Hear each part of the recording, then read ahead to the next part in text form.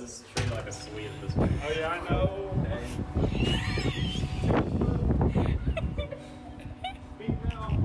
Yeah. All right, now try and close it.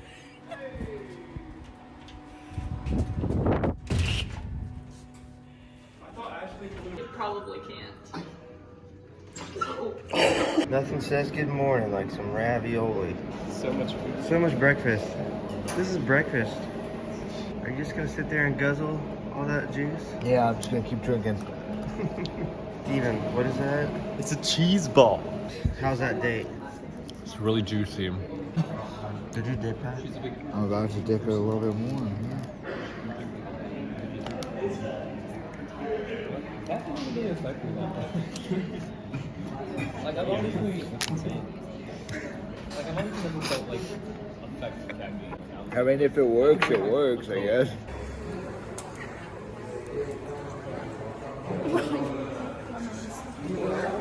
Faster.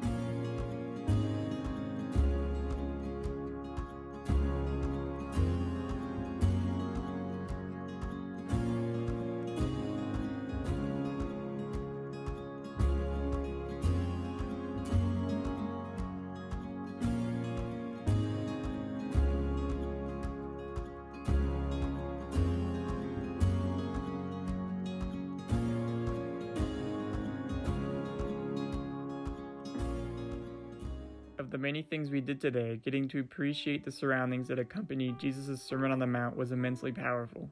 Traveling around Lake Tiberias by boat and bus provided useful context for understanding how Jesus' ministry quickly spread throughout the region.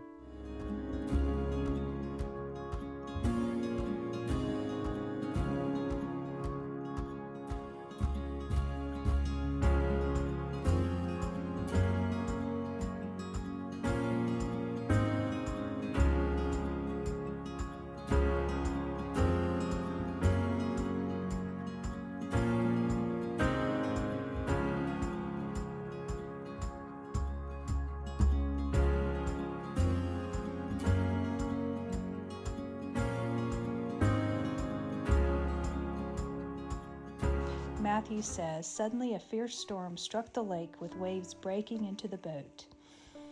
Our group was able to go on to the Sea of Galilee in a boat, and it actually happened to be pretty windy that day.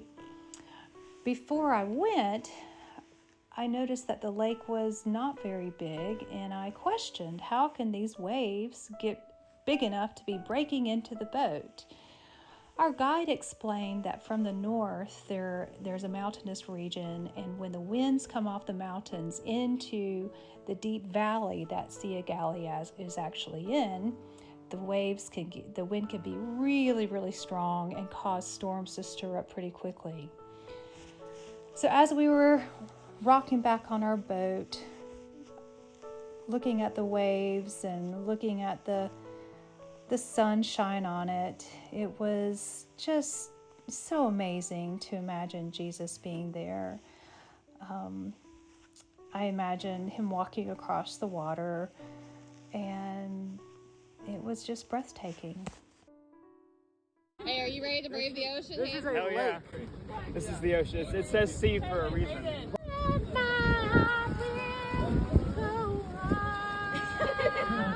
Are we done? Yeah. Okay. Capernaum was a really inspiring place for me. It really helped me visualize the Gospels and Jesus' mission in Galilee. There, what we saw, a lot of it was from the Byzantine era. But even then, from the Byzantine era, it was a tiny town.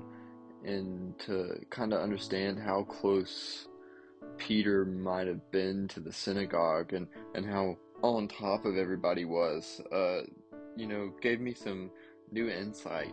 Just the beauty of the place right on the edge of the Sea of Galilee, and all of these what you call crepuscular rays, these beams of light coming down from the clouds, from the sun.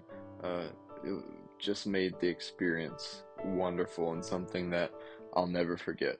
He said he would build it on this rock. This rock. It's over there.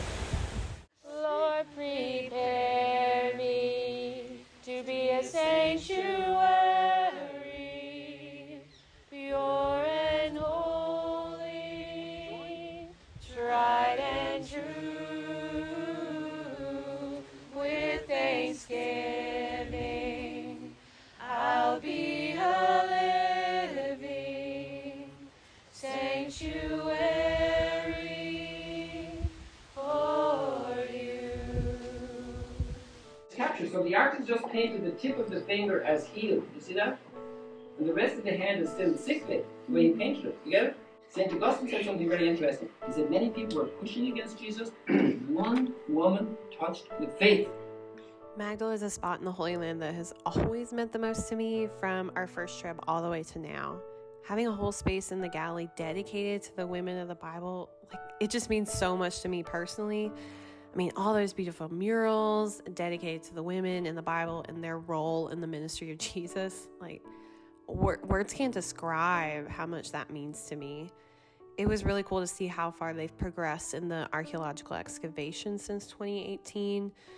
And seeing Magdala grow like this is validating to the experiences of the women in the Bible, especially Mary Magdalene, and their role and importance in the story of Jesus. You know, churches tend to be this male-dominated space, and being in Magdala was a really nice reminder to me that it doesn't have to be that way, and it really makes me hopeful for the future of church in general and the role that women have in it, that Mary Magdalene is finally getting the light of day that she deserves.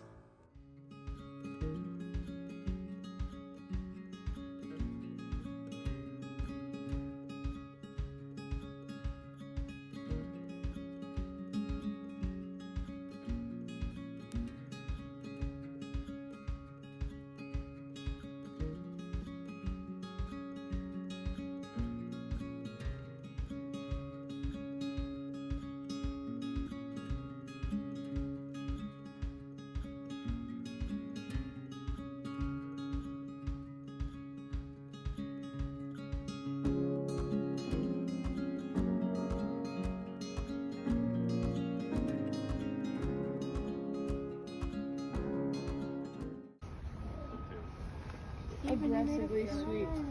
He's so sweet. He's so small. Come home with me, baby.